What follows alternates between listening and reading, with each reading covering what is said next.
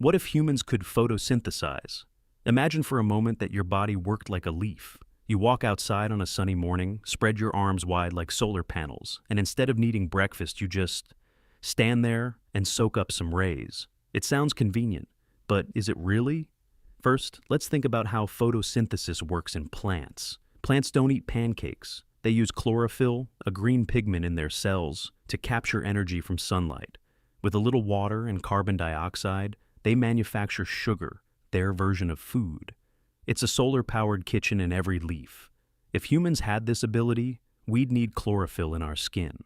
Instead of a healthy tan, you'd be glowing a leafy green, like the Hulk's cousin who majored in botany. Fashion magazines would have to completely rethink their beauty standards.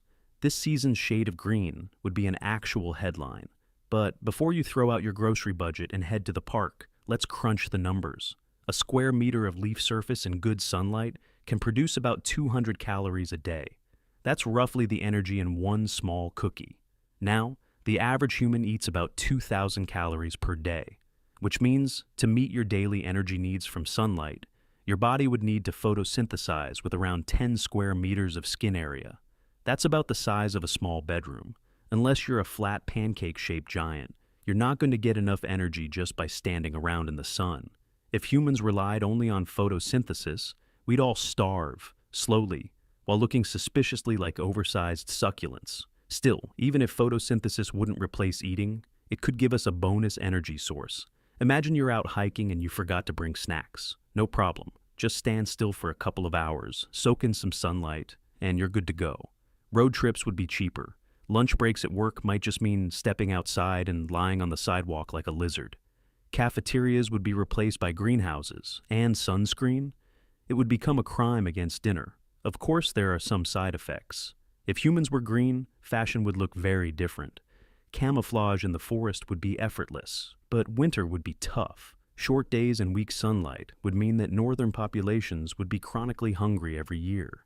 Imagine whole cities migrating south for the winter just to stay fed, like human snowbirds. Airports would be jammed every November, with green people desperate to get closer to the equator. Greenland, ironically, would be completely unlivable. And what about indoor life? Think of office workers trapped inside cubicles with fluorescent bulbs. They'd be starving by noon.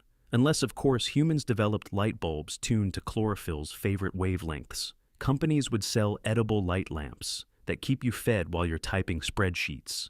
Cafes might charge by the minute for time under their premium photosynthesis lamps. Forget espresso machines. The new workplace perk would be sunrooms, where employees bask like tropical iguanas. But here's another problem. If humans were green, our cities might look very different. Imagine 1 million people all lined up in the park every morning, shoulder to shoulder, fighting for sunbathing space. Real estate near sunny beaches would be worth billions, not for the view, but for the calories. Governments might even regulate sunlight distribution. Each citizen may receive 3.2 hours of direct sunlight per day. Black market tanning salons would spring up in dark alleys, promising illegal extra minutes under the UV lamps. And cloudy days, absolute disaster. Weather forecasts would be less about rain and more like, tomorrow will be partly cloudy, so please stock up on sandwiches. There's also evolution to consider. If photosynthesis gave us some of our food, we might shrink. Why bother having a large, energy-hungry brain or body if your fuel source is so limited? Humans might evolve into smaller, leafier beings, with wide, flat skin surfaces for maximum sunlight. Picture a future where humanity looks less like athletes and more like walking palm fronds. Olympic sports would be less about running and more about who can stand still the longest. But maybe photosynthesis wouldn't just make us plants. It would change our whole culture. Vacations would be about sunlight, not food. Instead of Instagramming pictures of your dinner, you'd post photos of your perfect suntan green after a week at the beach. Dating profiles might say, loves long walks in the park, literally needs 3 hours of direct sunlight a day. And restaurants? They wouldn't disappear, but they'd serve mostly luxury foods. Eating would become a hobby, not a necessity, like how we drink coffee even though we don't strictly need it. Of course,